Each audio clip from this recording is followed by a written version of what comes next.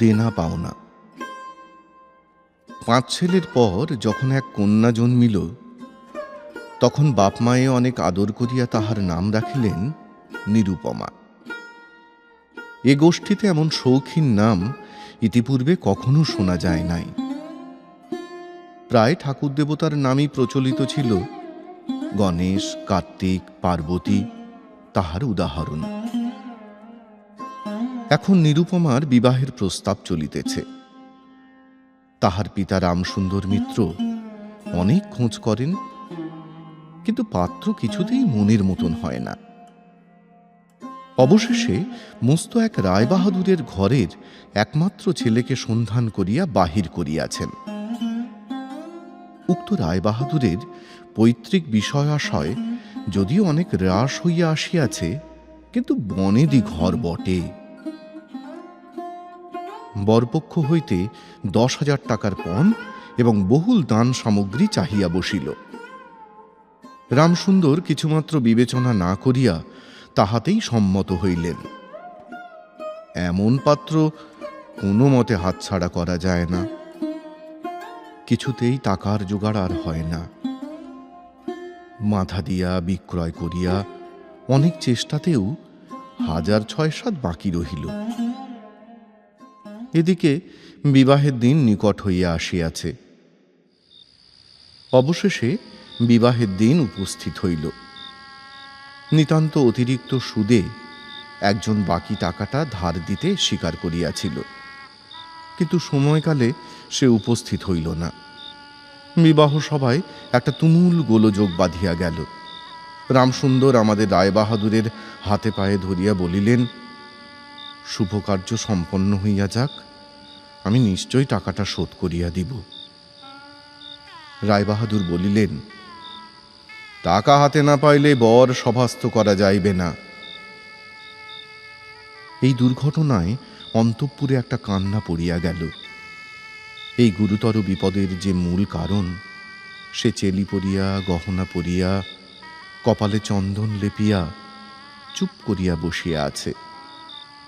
ভাবি শ্বশুরকুলের প্রতি যে তাহার খুব একটা ভক্তি কিংবা অনুরাগ জন্মিতেছে, তাহা বলা যায় না। ইতিমধ্যে একটা সুবিধা হইল। বর সহসা তাহার পিতৃদেবের অবাধ্য হইয়া উঠিল। সে বাপকে বলিয়া বসিল, কেনা বেচা দরদামের কথা আমি বুঝি না। বিবাহ করিতে আসিয়াছি, বিবাহ করিয়া যাইব। বাপ যাহাকে দেখিল তাহাকেই বলিল, দেখেছেন মহাশয়, আজকালকার ছেলেদের ব্যবহার।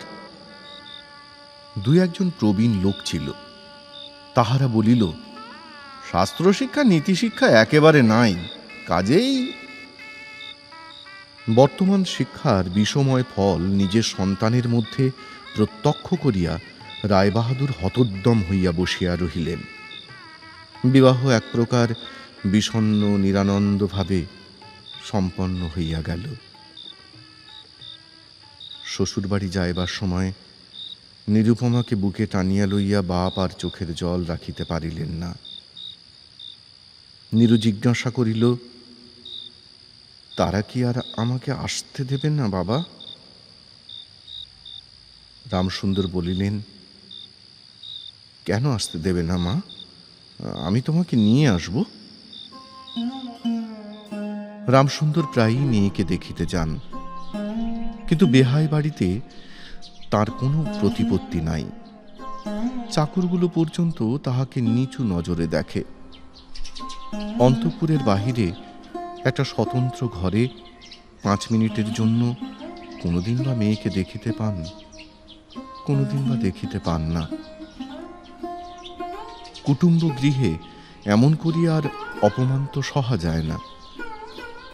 রামসুন্দর স্থির করিলেন, যেমন করিয়া হোক টাকাটা শোধ করিয়া দিতে হইবে। কিন্তু যে ঋণ ভার কাঁধে চাপিয়াছে, তাহারই ভার সামলানো দুঃসাধ্য। খরচপত্রের অত্যন্ত টানাটানি পড়িয়াছে এবং পাওনাদারদের দৃষ্টিপথ এড়াইবার জন্য সর্বদাই নানারূপ হীন কৌশল অবলম্বন করিতে হইতেছে। এদিকে শ্বশুরবাড়ি উঠিতে বসিতে মেয়েকে খোঁটা লাগাইতেছে। পিতৃগৃহের নিন্দা শুনিয়া ঘরে দ্বার দিয়া অশ্রু বিসর্জন তাহার নিত্য ক্রিয়ার মধ্যে দাঁড়াইয়াছে। বিশেষত শাশুড়ির আক্রোশ আর কিছুতেই মেটে না। যদি কেহ বলে, আহা কি শ্রী, বউয়ের মুখখানি দেখিলে চোখ জুড়াইয়া যায়। শাশুড়ি ঝঙ্কার দেয়া উঠিয়া বলে, শ্রী তো ভারী, যেমন ঘরের মেয়ে তেমনি শ্রী। এমনকি বউয়ের খাওয়া পড়ারও যত্ন হয় না। যদি কোনো দয়াপরতন্ত্র প্রতিবেশিনী কোনো ত্রুটির উল্লেখ করে, শাশুড়ি বলে, ওই ঢের হয়েছে। অর্থাৎ বাপ যদি পুরা দাম দিত তো মেয়ে পুরা যত্ন পাইত। সকলেই এমন ভাব দেখায় যেন বধূর এখানে কোনো অধিকার নাই, ফাঁকি দিয়া প্রবেশ করিয়াছে। বোধহয় কন্যার এই সকল অনাদর এবং অপমানের কথা বাপের কানে গিয়া থাকিবে। তাই রামসুন্দর অবশেষে বসতবাড়ি বিক্রয়ের চেষ্টা করিতে লাগিলেন। কিন্তু ছেলেদের যে গৃহহীন করিতে বসিয়াছেন সে কথা তাহাদের নিকট হইতে গোপনে রাখিলেন। স্থির করিয়াছিলেন বাড়ি বিক্রয় করিয়া সেই বাড়ি ভাড়া লইয়া বাস করিবেন। এমন কৌশলে চলিবেন যে তাহার মৃত্যুর পূর্বে এ কথা ছেলেরা জানিতে পারিবে না। কিন্তু ছেলেরা জানিতে পারিল। সকলে আসিয়া কাঁদিয়া পড়িল। বিশেষত বড় তিনটি ছেলে বিবাহিত এবং তাহাদের কাহারও বা সন্তান আছে। তাদের আপত্তি অত্যন্ত গুরুতর হইয়া দাঁড়াইল। বাড়ি বিক্রয় স্থগিত হইল। তখন রামসুন্দর নানা স্থান হইতে বিস্তর সুদে অল্প অল্প করিয়া টাকা ধার করিতে লাগিলেন। এমন হইল যে সংসারের খরচ আর চলে না। নীরু বাপের মুখ দেখিয়া সব বুঝিতে পারিল। বৃদ্ধের পক্ক কেশে, শুষ্ক মুখে এবং সদা সংকুচিত ভাবে দৈন্য এবং দুশ্চিন্তা প্রকাশ হইয়া পড়িল। মেয়ের কাছে যখন বাপ অপরাধী, তখন সে অপরাধের অনুতাপ কি আর গোপন রাখা যায়? রামসুন্দর যখন বেহাই বাড়ির অনুমতিক্রমে ক্ষণকালের জন্য কন্যার সাক্ষাৎ লাভ করিতেন, তখন বাপের বুক যে কেমন করিয়া ফাটে তাহা তাহার হাসি দেখিলেই টের পাওয়া যাইত। সেই ব্যথিত পিতৃহৃদয়কে সান্ত্বনা দিবার উদ্দেশ্যে দিনকতক বাপের বাড়ি যাইবার জন্য নীরু নিতান্ত অধীর হইয়া উঠিয়াছে। বাপের ম্লান মুখ দেখিয়া সে আর দূরে থাকিতে পারে না। একদিন রামসুন্দরকে কহিল, বাবা, আমাকে একবার বাড়ি লইয়া যাও। রামসুন্দর বলিলেন, আচ্ছা। কিন্তু তাহার কোনো জোর নাই।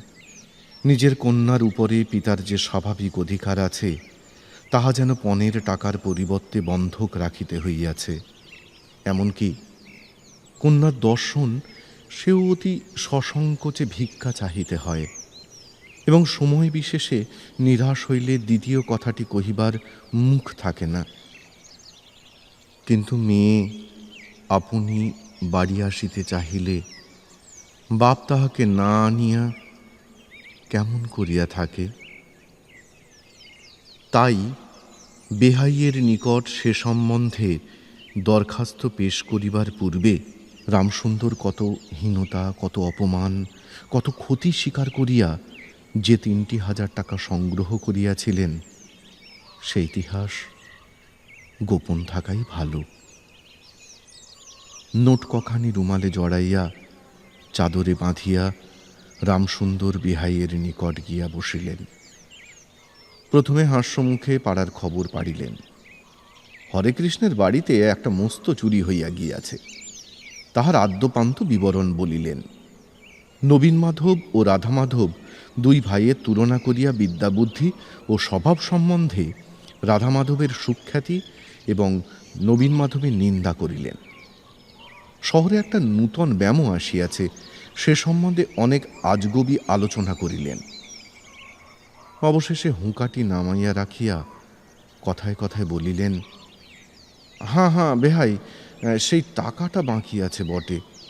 রোজই মনে করি যাচ্ছি অমনি হাতে করে কিছু নিয়ে যায়, কিন্তু সময়কালে মনে থাকে না। আর ভাই, বুড়ো হয়ে পড়েছি। এমন এক দীর্ঘ ভূমিকা করিয়া পঞ্জরের তিনখানি অস্থির মতো সেই তিনখানি নোট যেন অতি সহজে অতি অবহেলে বাহির করিলেন। সবেমাত্র ৩,০০০ টাকার নোট দেখিয়া রায়বাহাদুর অট্টহাস্য করিয়া উঠিলেন, বলিলেন, থাক বেহাই, ওতে আমার কাজ নেই। একটা প্রচলিত বাংলা প্রবাদের উল্লেখ করিয়া বলিলেন, সামান্য কারণে হাতে দুর্গন্ধ করিতে তিনি চান না। এই ঘটনার পরে মেয়েকে বাড়ি আনিবার প্রস্তাব কাহারও মুখে আসে না। কেবল রামসুন্দর ভাবিলেন, সে সকল কুটুম্বিতার সংকোচ আমাকে আর শোভা পায় না। মর্মাহতভাবে অনেকক্ষণ চুপ করিয়া থাকিয়া অবশেষে মৃদুস্বরে কথাটা পাড়িলেন। রায়বাহাদুর কোনো কারণমাত্র উল্লেখ না করিয়া বলিলেন, সে এখন হচ্ছে না। এই বলিয়া কর্মোপলক্ষে স্থানান্তরে চলিয়া গেলেন। রামসুন্দর মেয়ের কাছে মুখ না দেখাইয়া কম্পিত হস্তে কয়েকখানি নোট চাদরের প্রান্তে বাঁধিয়া বাড়ি ফিরিয়া গেলেন। মনে মনে প্রতিজ্ঞা করিলেন, যতদিন না সমস্ত টাকা শোধ করিয়া দিয়া অসংকোচে কন্যার উপরে দাবি করিতে পারিবেন, ততদিন আর বেহাই বাড়ি যাইবেন না। বহুদিন গেল। নিরুপমা লোকের উপর লোক পাঠায়, কিন্তু বাপের দেখা পায় না। অবশেষে অভিমান করিয়া লোক পাঠানো বন্ধ করিল। তখন রামসুন্দরের মনে বড় আঘাত লাগিল, কিন্তু তবু গেলেন না। আশ্বিন মাস আসিল। রামসুন্দর বলিলেন, এবার পূজার সময় মাকে ঘরে আনিবই, নহিলে আমি। খুব একটা শক্ত রকম শপথ করিলেন। পঞ্চমী কি ষষ্ঠীর দিনে আবার চাদরের প্রান্তে গুটিকতক নোট বাঁধিয়া রামসুন্দর যাত্রার উদ্যোগ করিলেন। 5 বৎসরের একটি নাতি আসিয়া কহিল, দাদা, আমার জন্য গাড়ি কিনতে যাচ্ছিস? বহুদিন হইতে তাহার ঠেলা গাড়িতে চড়িয়া হাওয়া খাইবার শখ হইয়াছে, কিন্তু কিছুতেই তাহা মিটিবার উপায় হইতেছে না। 6 বৎসরের এক নাতিনী আসিয়া সরোদনে কহিল, পূজার নিমন্ত্রণে যাইবার মতো তাহার একখানিও ভালো কাপড় নাই। রামসুন্দর তাহা জানিতেন এবং সে সম্বন্ধে তামাক খাইতে খাইতে বৃদ্ধ অনেক চিন্তা করিয়াছেন। রায়বাহাদুরের বাড়ি যখন পূজার নিমন্ত্রণ হইবে, তখন তাহার বধূগণকে অতি যৎসামান্য অলঙ্কারে অনুগ্রহপাত্র দরিদ্রের মতো যাইতে হইবে। একথা স্মরণ করিয়া তিনি অনেক দীর্ঘ নিঃশ্বাস ফেলিয়াছেন, কিন্তু তাহাতে তাহার ললাটের বার্ধক্য রেখা গভীরতর অঙ্কিত হওয়া ছাড়া আর কোনো ফল হয় নাই। দৈন পীড়িত গৃহের ক্রন্দনধ্বনি কানে লইয়া বৃদ্ধ তাহার বেহাই বাড়িতে প্রবেশ করিলেন। আজ তাহার সে সংকোচ ভাব নাই। দ্বাররক্ষী এবং ভৃত্যদের মুখের প্রতি সে চকিত সলজ্জ দৃষ্টিপাত দূর হইয়া গিয়াছে, যেন আপনার গৃহে প্রবেশ করিলেন। শুনিলেন রায়বাহাদুর ঘরে নাই, কিছুক্ষণ অপেক্ষা করিতে হইবে। মনের উচ্ছ্বাস সংবরণ করিতে না পারিয়া রামসুন্দর কন্যার সহিত সাক্ষাৎ করিলেন। আনন্দে 2 চোখ দিয়া জল পড়িতে লাগিল। বাপও কাঁদে, মেয়েও কাঁদে। দুইজনে কেহ আর কথা কহিতে পারে না। এমন করিয়া কিছুক্ষণ গেল। তারপরে রামসুন্দর কহিলেন, এবার তোকে নিয়ে যাচ্ছি মা, আর কোনো গোল নাই। এমন সময়ে রামসুন্দরের জ্যেষ্ঠ পুত্র হরমোহন তাহার দুটি ছোট ছেলে সঙ্গে লইয়া সহসা ঘরে প্রবেশ করিলেন। পিতাকে বলিলেন, বাবা, আমাদের তবে এবার পথে ভাসালে? রামসুন্দর সহসা অগ্নিমূর্তি হইয়া বলিলেন, তোদের জন্যে কি আমি নরকগামী হব? আমাকে তোরা আমার সত্য পালন করতে দিবি নে? রামসুন্দর বাড়ি বিক্রয় করিয়া বসিয়া আছেন। ছেলেরা কিছুতে না জানিতে পায় তাহার অনেক ব্যবস্থা করিয়াছিলেন, কিন্তু তবু তাহারা জানিয়াছে দেখিয়া তাহাদের প্রতি হঠাৎ অত্যন্ত রুষ্ট ও বিরক্ত হইয়া উঠিলেন। তাহার নাতি তাহার দুই হাঁটু সবলে জড়াইয়া ধরিয়া মুখ তুলিয়া কহিল, দাদা, আমাকে গাড়ি কিনে দিলে না? নতশির রামসুন্দরের কাছে বালক কোনো উত্তর না পাইয়া নীরুর কাছে গিয়া কহিল, পিসিমা, আমাকে একখানা গাড়ি কিনে দেবে? নিরুপমা সমস্ত ব্যাপার বুঝিতে পারিয়া কহিল, বাবা, তুমি যদি আর 1 পয়সা আমার শ্বশুরকে দাও, তাহলে আর তোমার মেয়েকে দেখতে পাবে না, এই তোমার গা ছুঁয়ে বললুম। রামসুন্দর বলিলেন, ছি মা, অমন কথা বলতে নেই। আর এ টাকাটা যদি আমি না দিতে পারি, তাহলে তোর বাপের অপমান, আর তোরও অপমান। নীরু কহিল, টাকা যদি দাও তবেই অপমান। তোমার মেয়ের কি কোনো মর্যাদা নেই? আমি কি কেবল একটা টাকার থলি? যতক্ষণ টাকা আছে ততক্ষণ আমার দাম। না বাবা, এ টাকা দিয়ে তুমি আমাকে অপমান করো না। তাছাড়া আমার স্বামী তো এ টাকা চান না। রামসুন্দর কহিলেন, তাহলে তোমাকে যেতে দেবে না মা? নিরুপমা কহিল, না দেয় তো কি করবে বলো? তুমিও আর নিয়ে যেতে চেও না। রামসুন্দর কম্পিত হস্তে নোটবাঁধা চাদরটি কাঁধে তুলিয়া আবার চোরের মতো সকলের দৃষ্টি এড়াইয়া বাড়ি ফিরিয়া গেলেন। কিন্তু রামসুন্দর এই যে টাকা আনিয়াছিলেন এবং কন্যার নিষেধে সে টাকা না দিয়াই চলিয়া গিয়াছেন, সে কথা গোপন রহিল না।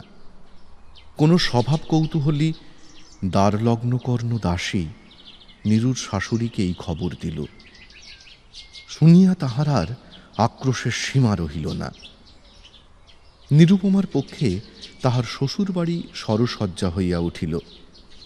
এদিকে তাহার স্বামী বিবাহের অল্পদিন পরেই ডেপুটি ম্যাজিস্ট্রেট হইয়া দেশান্তরে চলিয়া গিয়াছে, এবং পাছে সংসর্গ দোষে হীনতা শিক্ষা হয় এই ওজরে সম্প্রতি বাপের বাড়ির আত্মীয়দের সহিত নীরুর সাক্ষাৎকার সম্পূর্ণ নিষিদ্ধ হইয়াছে। এই সময়ে নীরুর একটা গুরুতর পীড়া হইল, কিন্তু সেজন্য তাহার শাশুড়িকে সম্পূর্ণ দোষ দেওয়া যায় না। শরীরের প্রতি সে অত্যন্ত অবহেলা করিত। কার্তিক মাসের হিমের সময় সমস্ত রাত মাথার দরজা খোলা, শীতের সময় গায়ে কাপড় নাই, আহারের নিয়ম নাই। দাসীরা যখন মাঝে মাঝে খাবার আনিতে ভুলিয়া যাইত, তখন যে তাহাদের একবার মুখ খুলিয়া স্মরণ করাইয়া দেওয়া, তাহাও সে করিত না। সে যে পরের ঘরের দাসদাসী এবং কর্তা গৃহিণীদের অনুগ্রহের উপর নির্ভর করিয়া বাস করিতেছে, এই সংস্কার তাহার মনে বদ্ধমূল হইতেছিল। কিন্তু এরূপ ভাবটাও শাশুড়ি সহ্য হইত না। যদি আহারের প্রতি বধূর কোনো অবহেলা দেখিতেন, তবে শাশুড়ি বলিতেন, নবাবের বাড়ির মেয়ে কিনা, গরিবের ঘরের অন্ন ওর মুখে রোচে না। কখনো বা বলিতেন, দেখো না একবার ছিরি হচ্ছে, দেখো না, দিনে দিনে যেন পোড়া কাঠ হয়ে যাচ্ছে। রোগ যখন গুরুতর হইয়া উঠিল, তখন শাশুড়ি বলিলেন, ওর সমস্ত ন্যাকামি। অবশেষে একদিন নীরু সবিনয়ে শাশুড়িকে বলিল, বাবাকে আর আমার ভাইদের একবার দেখব মা। শাশুড়ি বলিলেন, কেবল বাপের বাড়ি যাইবার ছল।